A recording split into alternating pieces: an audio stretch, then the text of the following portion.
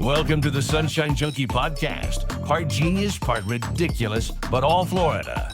Now your host, Chad Crawford and Katie Schroeder. We're doing a podcast here. Yep. Casting pods. I did want to share with you, I've got a new system. I kind of curious about your system because I feel like every family has some kind of system. Even no system would also be a system. Okay, But let's hear it. Socks. Socks. Yes.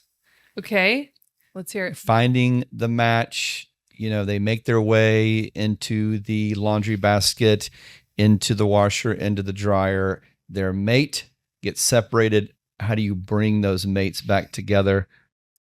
I live in a house with 4 other people, and apparently everybody has small black socks, white socks, black socks, and it is just it's a nightmare. Wait, so what is your system? I need to hear your system because 100% Ricky and I have sat down and created a system. Okay. So it's insane that you mentioned this. Oh boy. And they're orange. They're orange, of course. They're orange, of course. So my system is all orange socks. And so now my color is orange. So your color system. My color is orange, so I can very quickly look and see all of my socks very quickly because they stand out, and I gather them very fast. And so far it's working well. Look at this. Holy my socks. Socks don't have heels because of our new dog, Bogey. Has eaten every heel out of every sock. He goes for the heel. He goes for the heel. Like he knows. He goes for the heel and he goes for the girl's underwear. He won't touch my underwear. He'll walk right over them. So you have a color. You're just like, I'm just buying orange. And then everyone else, you're like, screw you guys. I've got my socks. Everyone else is just jumbled together. Free for all. You guys figure it out. Good luck. Piles right over there. Every one of them is black. So what is your system? So it's more of it ends up being a sock system, but it's more of a all laundry system. Anytime there's clean laundry, we get it and we chuck it into this huge tub in mine and Ricky's room. Like tub, like plastic tub? Like a huge, just like plastic bin. Okay. And then whenever it gets full and left in the bottom is everyone's socks. Everyone's socks. For the most part, they're paired up.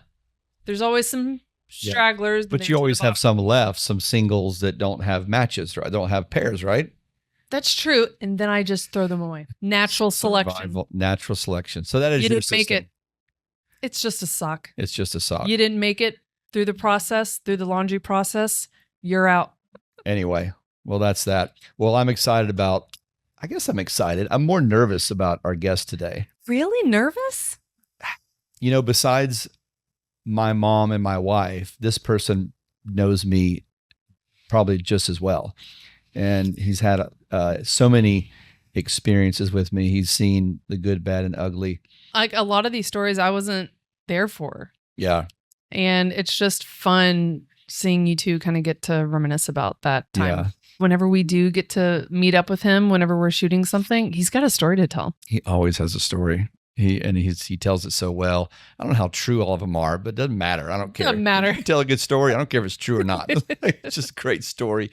Well, let's bring him in and see what he has to say. Let's welcome Director of Photography, Ben Mesker, to the podcast. Ben, thanks for being here. Thank you, Chad. Yeah. And Katie. I appreciate you inviting me. You're wearing your Ronnie shirt. Oh, yeah. It's a little bit of who I am inside, I think. Yeah. I'm a woodworker. I like being out in the woods. I love trees. Yeah. And look, right underneath there, over my There heart, it is a Discover Florida channel, which is so true, I would imagine. Well, I was telling Katie earlier, I'm a little nervous about this. I don't quite know what's going to come out. I got to be honest. I have a file cabinet right up here. There's been many stories, many times. But I've agreed to this. So You're a brave man. But we're honored to have you here. So many moments, so many memories. I've been in this business for 35 years. Yeah. And this experience of shooting your show and working with you on and really all your shows. I mean, we've done, not just How to Do Florida, but all the other shows that we've done together. So, the highlight of my career and certainly the best stories. I mean, that's where all my good stories come from usually is How to Do Florida. So when I met you, you were a director of photography, or they call it DP in the business. You make the shot look nice. And I'll never forget hiring you for the first time. I was working on a training video for Becky Bailey, who is someone who I really admire. And I'll never forget watching you light that interview. And I was just captivated because I felt like I was watching an artist. I said to myself in that moment, I want to work with this guy a lot. And that was a long time ago, 18, 19 years ago. Yeah, it was a long time ago. And we have done just that. We have worked together a lot. I do love it. I have to say, I really do. I think that a bird's supposed to fly, and I think I'm supposed to do this. Like when I'm doing that, I kind of know that I'm doing what I was built for. Yeah. And it is. It's pleasing to craft an image. I certainly enjoy that. But as I've gotten, longer in my career, it's so much more than that, right? Like when I first started, I think I was all about that image and how the lighting looked and the framing, right? Yeah. And then, you sort of figure that out and then you start to realize like there's layers of energy happening here on the set and how can I capture that? And then really just deciding for the audience what I'm going to show them, like what's important in that scene. So really going in there and choosing for the audience what it is that we're going to show them is a joy, right? And it's an honor, to be honest. And like I've always said to you, I've got the benefit of literally being the first one to ever see the show, right? Because I literally watch it happen right there in the viewfinder.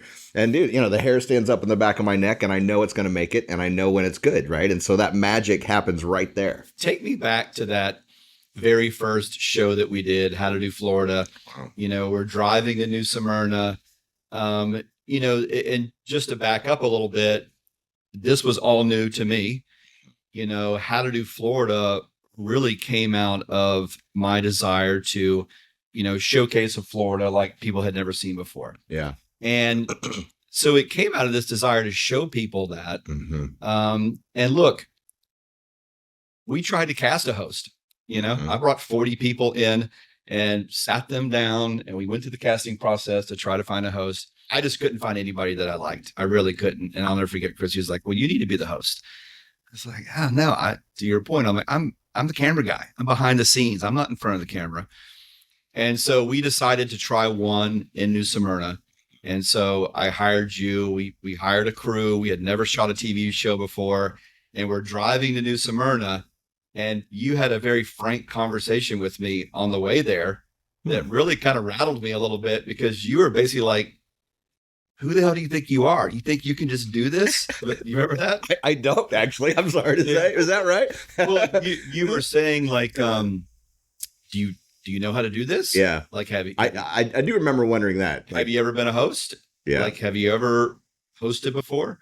Yeah. I do remember you saying that our way we're going to attack this is that this is a how-to show.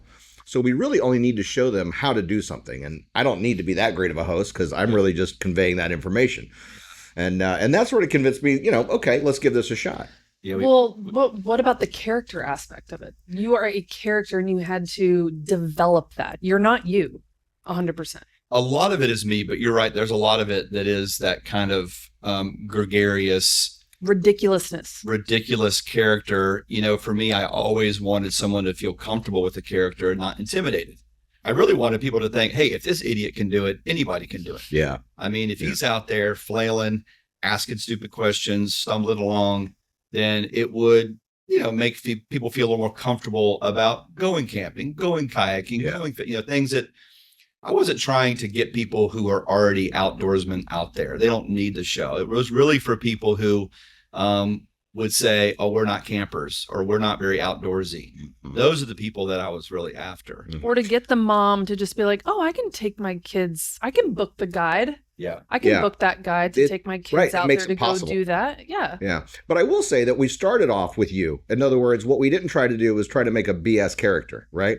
We basically took you and we amped up part of your personality, that was maybe just a little more. So for example, in the show, if you notice, there's a running theme where you kind of arrive late a lot in the show. Yeah. that was true. Like, in other words, that's kind of how you are. When you got your bear spray at home, you tried it out and your whole family, was downwind, if I recall, right? So these kind of things really did happen to Chad Crawford. Like, this is very much who you are. What we did in the show was just amp that up a little bit. Pour a little gas. Exactly. Which, and it worked. Well, speaking of gas and danger, let's talk about season 1, because season 1 almost killed us. Yeah.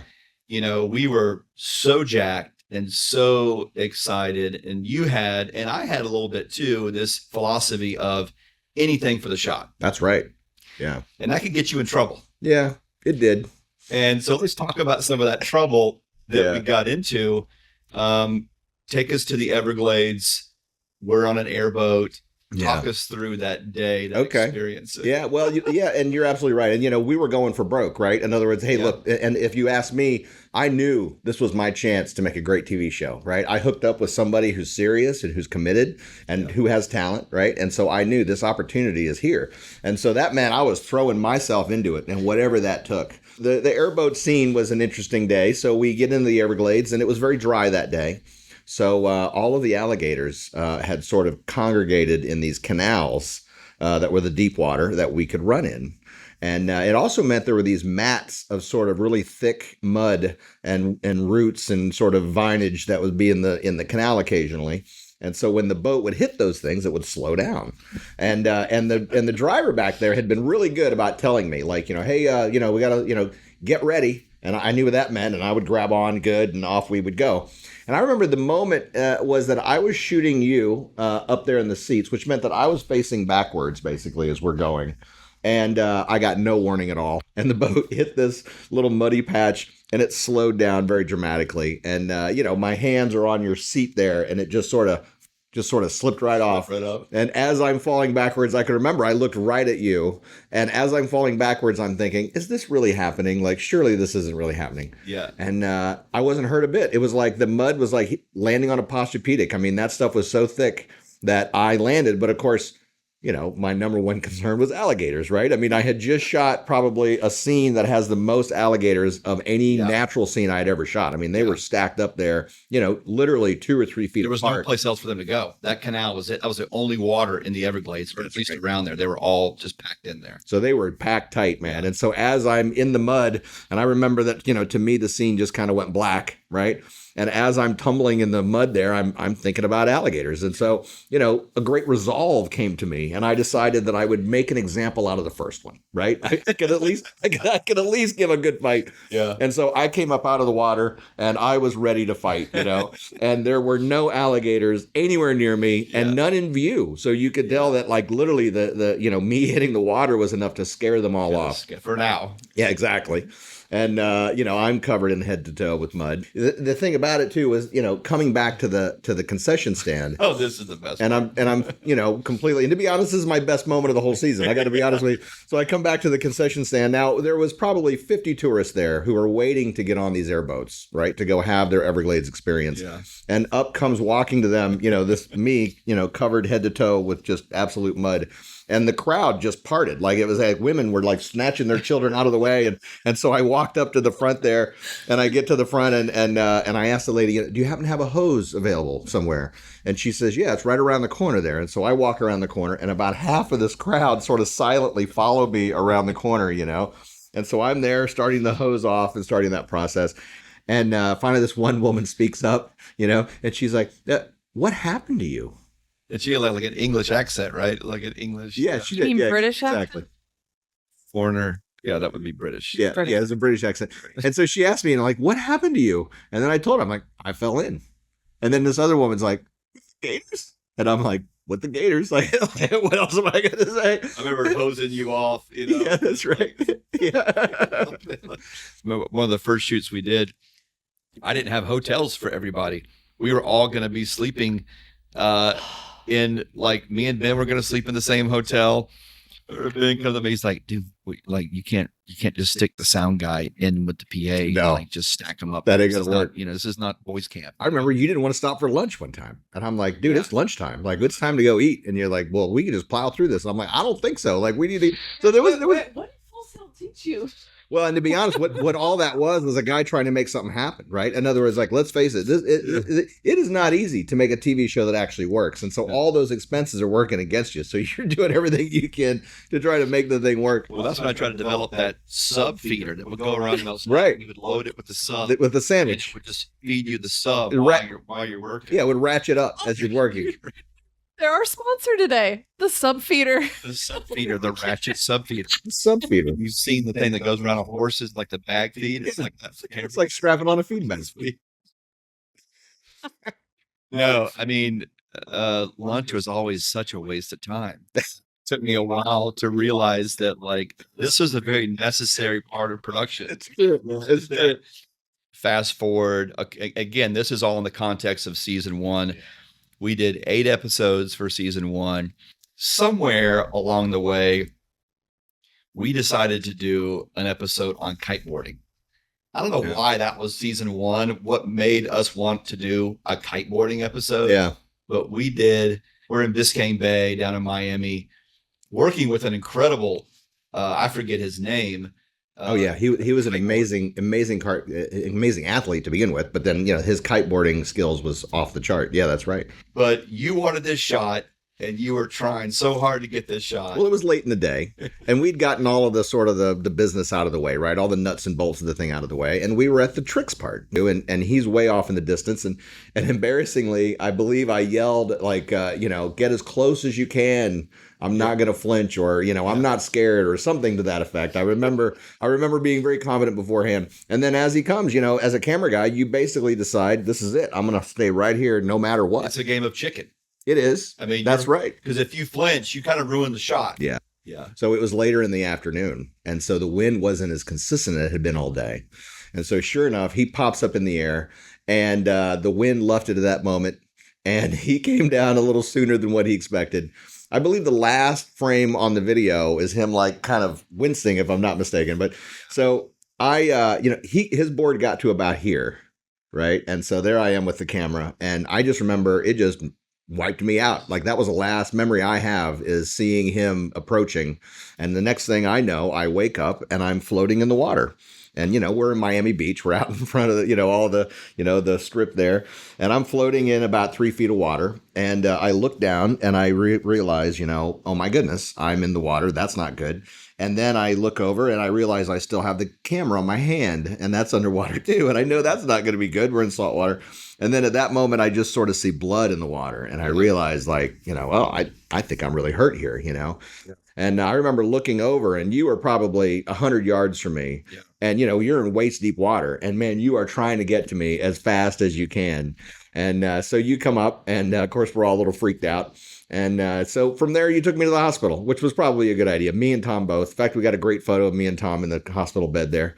But what's interesting about that one is that one for me was a little bit of a wake-up call. For you? For me. Yeah. It made me realize that indeed I can get myself really injured here. And of course, I have children, and I have a daughter, I have a wife at home. And so you start to realize, like, I'm not as indestructible as maybe I was when in my 20s. Watching you fall in the in the alligator infested waters. Yeah, man, it was kind of fun. You probably survived. But, I think seeing you get taken out like that by that kiteboarder, and quite honestly, just seeing blood on the set like that. You know what I mean? Seeing you bleeding like that. I mean, it scared the heck out of me. And I think the feeling of that, because of this show that I've created, I'm putting these people in harm's way. And I think it made me realize, look, we're out in the elements. Florida's dangerous. Mm-hmm. Filming Florida's dangerous. You famously call this show Hard to Do Florida. Yeah, it was. For that reason. It's hard to film. It wasn't easy. And that was a real, holy, somebody could die doing this. You know what I mean? Well, and to be honest, you and I had a very heart-to-heart discussion. I don't know if you remember, and I gained respect for you, because we basically decided that this TV show wasn't worth either one of us really hurting ourselves for our family's sake. Yeah. Right. And so both of us sort of realized that, maybe our zeal for making a great show had gone pretty far, and we didn't pull back far, and we didn't have to. Well, I think in life, just like anything else, you're trying to find that edge. What is that boundary? Yeah. We found it that day. We did. Okay. We're not going to do that anymore. Like, we know Yeah. Katie's laughing. If Katie, you weren't hired quite yet, and Not yet. If I've got my own memories. if you had from been these. there, I don't think that would have happened. But That's probably true. She's often the voice of reason. The woman wasn't on set to be like, "Are y'all freaking nuts? What are we doing here? You And can still get a badass shot without having a kiteboarder come at you from right here." But I have to say, that shot was in the show open for many seasons after that. Of course it was. And- If you're going to go to that much trouble, Yeah. you use that shot as much as you human possibly can for what you went through. You got it, Katie. I was quite proud of it, really. Yeah. But I don't want to do it again. So it was good. Yeah. I want to give people a sense of the force at which that kiteboarder hit you. These cameras had big cards that were literally They were huge. they were good sized cards that would fit into the back slot of this camera. And I'll never forget when we picked up the camera that was in the water that was ruined, the cards were gone. Yeah. And I was like, Ben, where are the cards at? It Like, hit that camera that hard. Were you recording it all? He's like, yeah, there should have been 2 cards in there. Yeah. It shot them right out the back of the camera.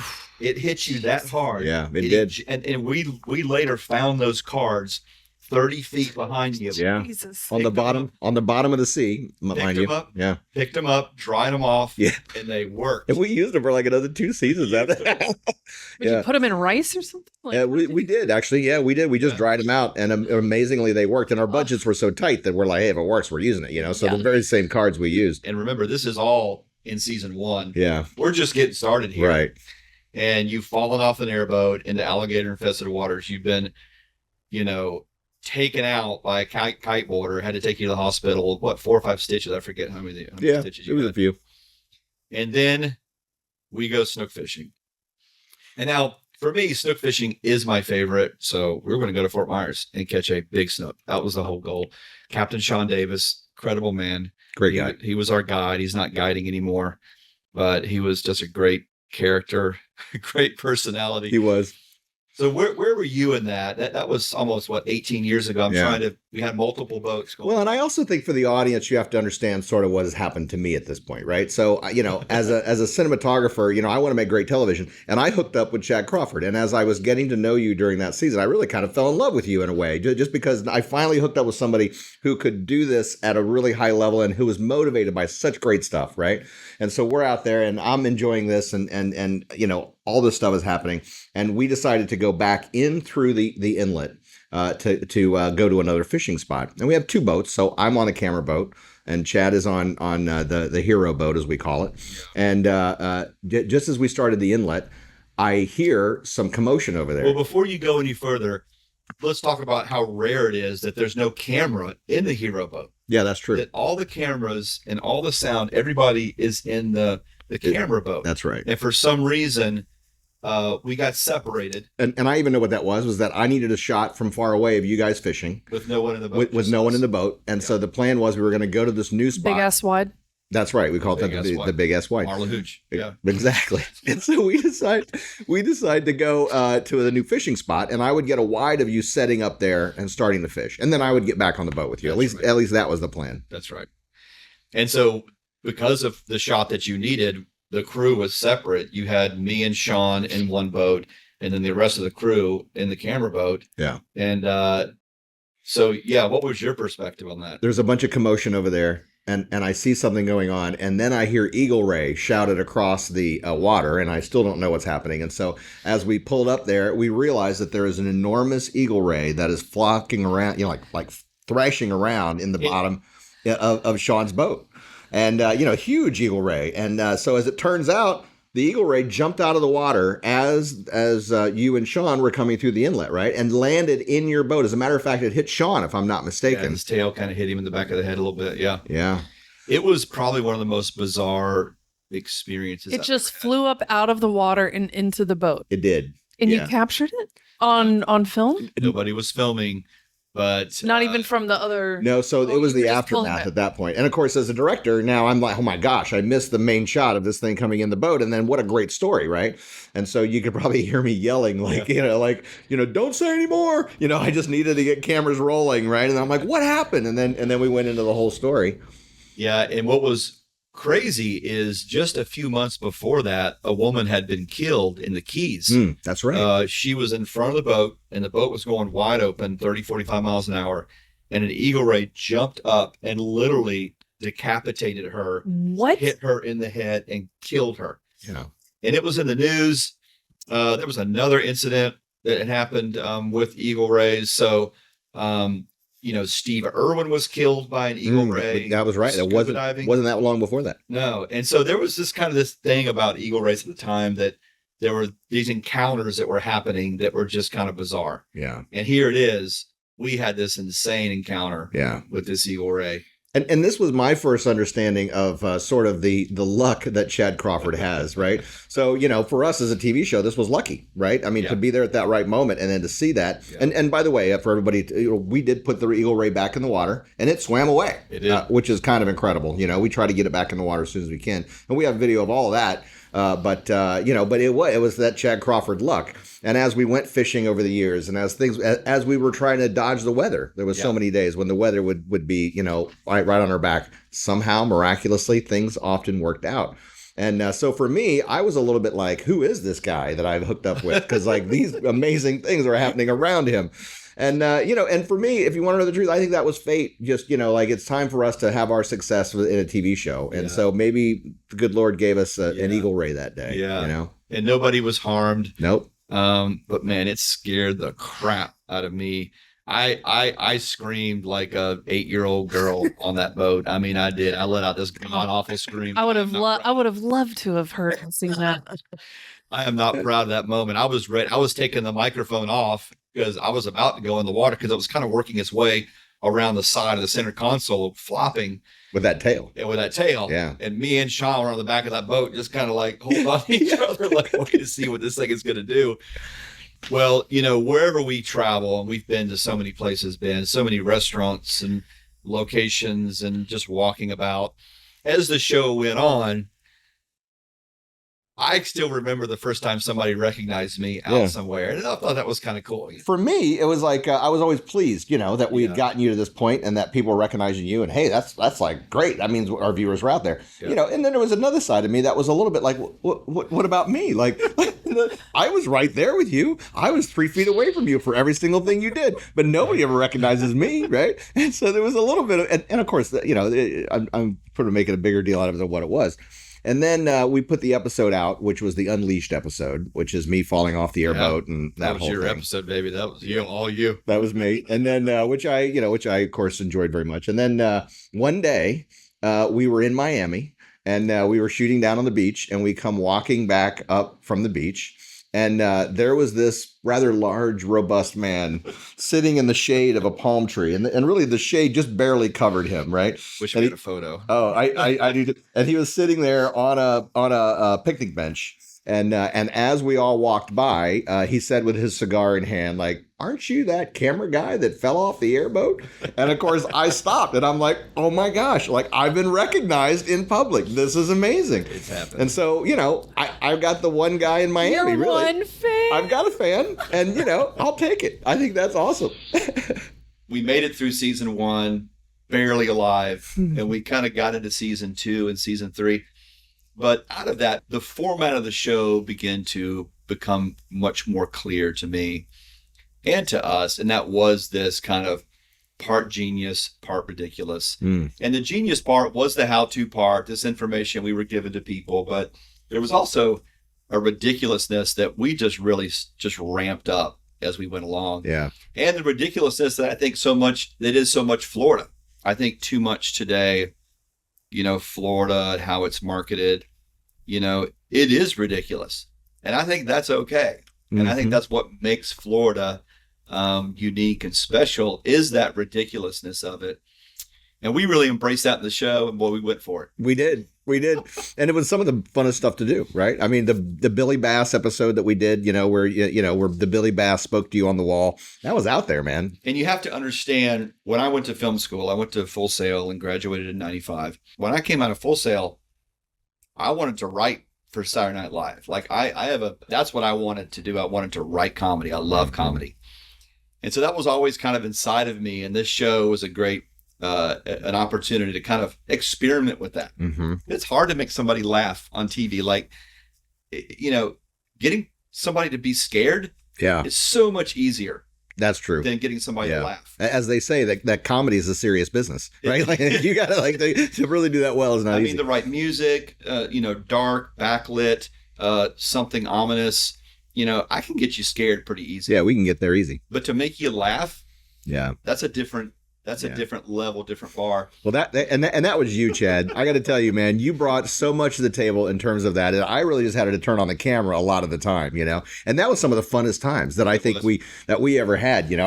I remember one particular time that I think we really enjoyed ourselves, and that was we were doing bass fishing. To set it all up, me and Chad were talking, even as we were driving there, these bass fishermen that have these bass boats that go like 90 miles an hour across the water. Like, they're not catching fast fish. Like, why do they need such a fast boat? We wanted to poke fun at that a little bit. A little bit. And then also the fact that their boats kind of look like the lures they fish with, right? Like, in other words, there's something about that they're all glittery and the bass boats, And of course, I love bass boats. I love any boat. But anyways, so you and I were talking about, like, how can we, like, poke fun of this bass boat at 90 miles an hour?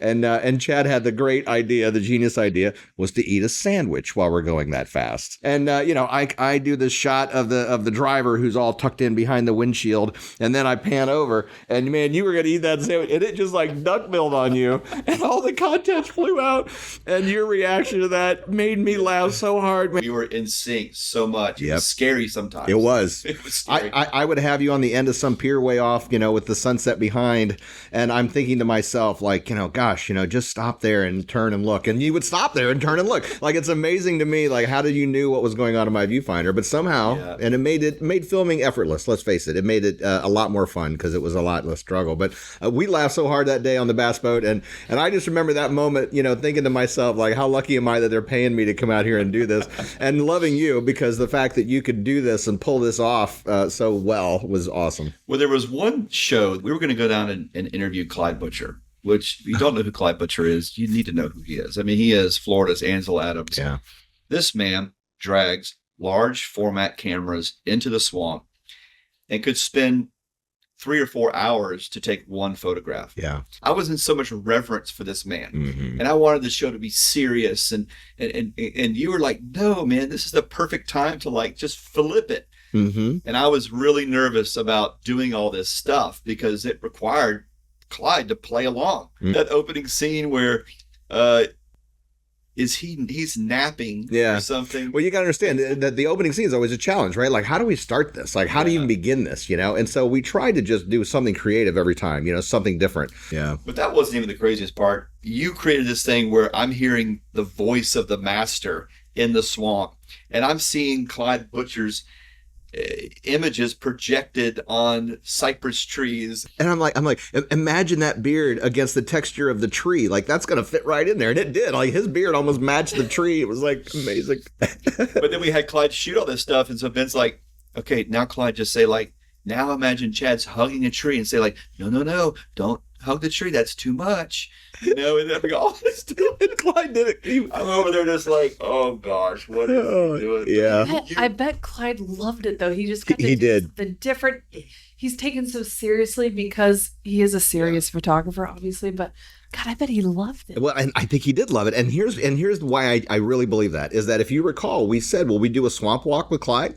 And, his handlers basically said, like, we don't know. Like, he's an older guy now, and he sometimes doesn't and sometimes he doesn't. So to be honest, we don't know what Clyde's going to do. So we all got there and we did all of our shenanigans. And of course, we are all, all up in his grill about photography. And so then he says, well, let's just take a walk here. Now, mind you, the audio guy had asked me, are we going on a swamp walk? Because I have special shoes for this. And so I tell him, no, it's fine. We're not going to. And if we do, we'll probably know beforehand. And so the audio guy had these really nice new tennis shoes on. And so we're all following Clyde and, we're just seeing him walk and you're walking with him. And all of a sudden he makes a right and right out into the swamp we go. Oh, boy. And we had no idea. And I can remember just kind of looking over at the audio guy and him just kind of like, all right. And he got in with his nice shoes. And it was amazing. And then we went out and we had that incredible experience with him out there in the swamp, so. What a gift that was. You're right. Because we weren't supposed to go out in the swamp with him. Yeah. We were just supposed to do something on dry land there. Yeah. And what I thought was so cool was the fact that he just decided to do that and no warning. He just turned to the right and off into the swamp we went. You guys earned it. Well, we earned it. He's like, I think I'm going to take him out. And also for me, it was evidence of how much he's part of that swamp, right? The fact that he just would be free enough to not even talk about, now we're going to go do that. We just did it, you know, which was Clyde. Yeah. Chad Luck. It was Chad Luck. That's right. Well, I think the ridiculous stuff that we did, I think he did just have a good time. He's never had a film crew come in there and do that kind of stuff. I mean, it's all been serious, and I'm sure, you know, and I think, you know, there's a little kid inside of all of us that wants to play and have a good time and not take things too seriously. Yes. This show gives people the format to do that. It reminds me of another episode we filmed down in the Keys, a fly fishing episode. Oh yeah, with Larry. I love Larry. And for some context, we were supposed to go with another guide who was a renowned fly fisherman. Yeah, well, to be honest, what happened is first he said, I just can't help you. And then we called him and said, look, we're down here. We spent a lot of money. Like, we have a small show, this budget, you know. Is there anyone that you know of? And he sort of very hesitantly said, well, I know of one guy, but it's his day off. And I don't know if he's going to give you his day off or not. And so we're like, well, will you ask him? Well, he gave up his day off. I mean, Larry gave up his day off for us, right? And as we met Larry, I sort of discovered that Larry probably needed that day off. Like, so, you know, there's, you know, and mind you, for those of you that don't know at home, like the life of a fishing guide is not an easy one. You know, these guys get up, you know, before dawn and they have to get the boat ready and ice and all the bait. And then, you know, these strangers appear, right? And they got to deal with the public all day. Let's face it, you know, not everybody's pleasant. And, you know, a lot of them haven't never fished before. So for somebody who's a real professional fisherman, that's probably very frustrating. Anyway, so we meet Larry. Now, normally when we walk up to the boat, you know, we're greeted quite nicely. You know, oh, hey, guys, you know, come on board. And we walk up to the boat, and he's not saying a word to us. And so finally, I'm like, you know, good morning, Captain. And he says, get on board. And we're like, okay. And so we get our stuff on board. As we got in the boat, I believe he said, sit down, shut up, and don't slam the cooler lid. He said he has 2 rules. Do everything I tell you to do, and don't slam the cooler lid. Yep. If you do those 2 things, we'll be fine today. And of course, me and Chad are like, whoa, you know, this is our guy today. And so we go out to Flamingo, which is like a 45-minute boat ride. And so of silence, mind you. And he's just, man, we're just going across the water, you know, and I'm having to hold the camera like this because we're just moving. So we get out there and we begin fishing. And Larry begins by giving you pointers. And as it went on, it just got more and more like, you know, no, not like that. And watch your slack. Look at your slack pile. Like, he just got more and more sort of, you know. Abusive. Abusive. He was. And you know. Like, you're a 5-year-old? Yes, a little bit. And the thing is like, Chad's an excellent angler. Like, when it comes to fishing, you know, of any kind, you know, you're pretty damn good, you know. And I think you take pride in that, you know. And so here's Larry sort of, you know, treating him like he's a 5-year-old. And so I'm watching this whole thing go down. And I remember that Larry even got out his sandwich and he literally sat there like this and he ate his sandwich and he would just yell at you like what was wrong, you know. And I'm watching all this go down and I'm starting to see your shoulders kind of slump a little bit. He had barked so many orders, I just didn't know which end was up. I just spun around. My head was just spinning. And then we came back and did that dream sequence of what I thought fly fishing was going to be like. That's right. Where I dressed up like Brad Pitt from River Runs Through It. With the trout basket and the vest with the flies. Just the most ridiculous you could look. Fly fish. Yeah, that's what it was like. Every shoot with Chad Crawford, you never know quite what was going to happen. Probably one of the things that I look back now that freaks me out the most is us going into those caves. Dude, we had no business going in them caves, dude. You know, I'll never forget calling that gentleman, and I forget his name. He was a beautiful man. Yeah, he was a model. He modeled on the side. He literally did that. And I was a little nervous to be next to such a man. To share a frame with somebody like that. Share a frame with someone like that. You know, I agree. There's a comparison going on there. Intimidating. But he took us into those cages, and it's all of an unauthorized experience. Where was it? This was in Zipline Canyons and Adventures. That's right. This is in Ocala. This is an old phosphate mine where they have like dug out giant holes mining for phosphate. So you had this incredible terrain, zipline going over these bizarre looking environments. It doesn't look like anything in Florida. But out of that, there are these caves that have kind of formed because of all this mining they've done. We got in there and man, it was tight and trying to film in there. I remember one person from our crew, Tom Postal, like he freaked out, and it was like he needed to get out of there. It didn't occur to me later, but he's the only one who had a degree in geology. So of all of us, he probably knew the dangers there more than we did. He got the hell out. Well, yeah, that was a ignorance is bliss moment. I think I just didn't want to know the dangers and what we were dealing with. Let's just stay focused on making television. Let's get in and let's get out as quick as So was he trying to promote that this is something that people can come do? I got to be honest. He was a kid who found a cave and he thought it was cool. And we've met him and he's like, I can take you down there and show you. And we were like, let's go. And so that's what we did. How many seasons of How to Be Florida have we done? We've done 12. Wow. Over 125 episodes.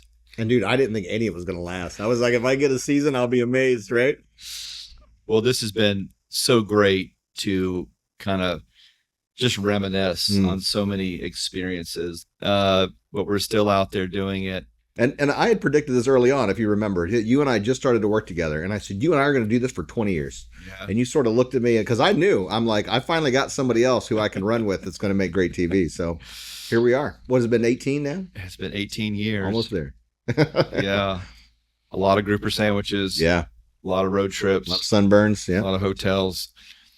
Mosquito bites. You know, Ben, what would be some advice you would give? My advice would be to do what you love, and the money will come later. Yeah. And if you're fortunate enough to stumble across somebody else who would be as dedicated to doing good work as you are, man, hang on to them, because they're gold and you don't come across them very often. So I think it's about doing what you love, because in the end, that will be the most rewarding thing at the end of the day. Well, look, all these shows that we're talking about, you can watch them on the Discover Florida channel. Lots of programming up there, lots of great moments. So people listening, if you want to experience and see these shows that we're talking about, that's where you go. Yeah. And you can sit there and watch them with your family. Well, Ben, thank you so much for joining us. I'm honored. It's been a great trip down memory lane. There's billions more. Billions, yeah. More to come. Thank you very much. And I've loved the whole thing. Am I able to invoice for this? Sunshine Junkie is a production of Crawford Entertainment